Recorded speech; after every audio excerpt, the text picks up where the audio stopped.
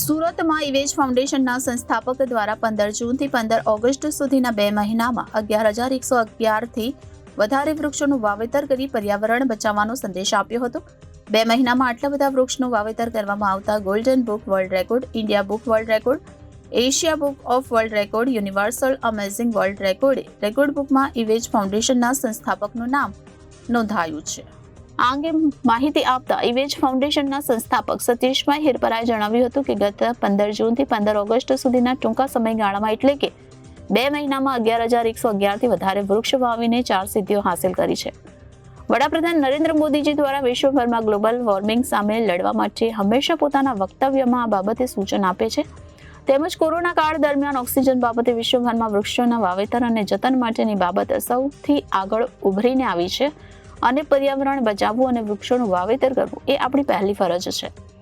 આ વર્ષે ઇવેજ ફાઉન્ડેશન સાથે યુનિવર્સલ અમેઝિંગ વર્લ્ડ રેકોર્ડ્સના ડાયરેક્ટર અશ્વિનભાઈ સદાણીના માર્ગદર્શન હેઠળ સુરત શહેરના અલગ અલગ વિસ્તારમાં 11,111 વૃક્ષોના વાવેતર અને જતન માટે સંકલ્પબદ્ધ થયા હતા અને 2 મહિનામાં જ 11,111થી વધારે વૃક્ષોનું વાવેતર કર્યું હતું. આ વૃક્ષારોપણને લઈ 4 વર્લ્ડ રેકોર્ડ એનાયત થયા છે. Golden book world record, India book world record, Asia book of world record, universal amazing world રેકોર્ડમાં નામ નોંધાવ્યું છે.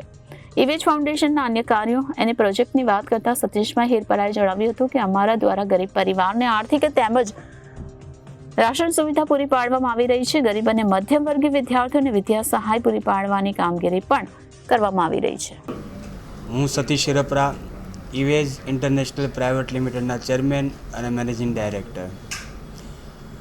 વૃક્ષારોપણનો કન્સેપ્ટ હું એક આર્ટિકલ વાંચતો હતો ત્યારે એ આર્ટિકલમાં એવું હતું કે આવનારા વારસાને લોકો પૈસા, ધન, દોલત, વારસો આપે, પણ એક નાની હેડલાઇન મને ટચ કરી ગઈ કે આવનારા વારસાને વૃક્ષો કોણ આપશે.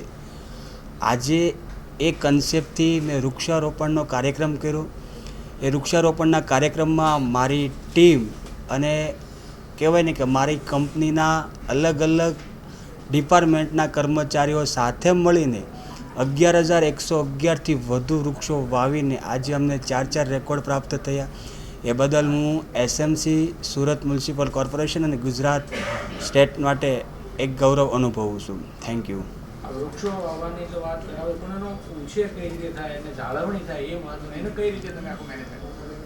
મારી ટીમને અલગ અલગ ડિપાર્ટમેન્ટ આપેલા છે કે દર વીકે 3 દિવસે મતલબ વરાસા ring road, outer ring road ઉપર કેટલા વૃક્ષો વાવ્યા છે એની હિસ્ટ્રી ચેક થાય, કેટલા એમએમમાં મોટા થાય છે એ પણ ચેક થતા હોય છે. અને રેગ્યુલર પાણી, અને વરસાદની ચોમાસું હતું એટલે ત્યારે અમારે પાણીની જરૂર નહીં હતી, પણ વરસાદ ગયા પછીના વીકમાં અમે સુરત મ્યુનિસિપલ કોર્પોરેશન પાસેથી પાણીના ટેન્ક મગાવીને પાણીની વ્યવસ્થા કરી અને વૃક્ષનો ઉછેર કર્યો. લોકોને શું સંદેશો આપશો, કારણ કે વૃક્ષ બચાવવું ખૂબ જરૂરી? યસ, આ વૃક્ષ હું તો દરેક સુરત શહેરવાસીઓને કહું છું કે વૃક્ષારોપણ કરવું એ ખૂબ અગત્યની વાત છે અને વૃક્ષોનું જતન કરવું એ પણ અગત્યની વાત છે. હું Ashwin Sudani, universal amazing world રેકોર્ડના ડિરેક્ટર તરીકે અહીંયા હાજર છું. સાથે સાથે અન્ય 3 વર્લ્ડ રેકોર્ડ સંસ્થાના રિપ્રેઝેન્ટેટિવ તરીકે મારી અહીંયા હાજરી છે. ખાસ કરીને ઇવેજ કંપની, જેમના ડિરેક્ટર છે સતીશભાઈ હિરપરા, એમને સમાજ માટે, રાષ્ટ્ર માટે કંઈ કરવું હતું. મારી સાથે મિટિંગ થઈ, મારા મિત્ર પણ છે. મેં એમને ગાઈડ કર્યું કે ગ્લોબલ વોર્મિંગનો પ્રશ્ન અત્યારે સૌથી મોટો છે અને આપણા વડાપ્રધાનશ્રી વિશ્વના જે પણ દેશમાં જાય છે ત્યાં આગળ ગ્લોબલ વોર્મિંગને લઈને સૌથી વધારે ચિંતા તેઓ કરતા હોય છે. આ સિવાય કોરોના કાળમાં આપણને ખ્યાલ આવ્યો કે ઓક્સિજન આપણા માટે ખૂબ મહત્ત્વનો છે. ઓક્સિજન આપણે જાણીએ છીએ કે વૃક્ષોમાંથી મળે છે.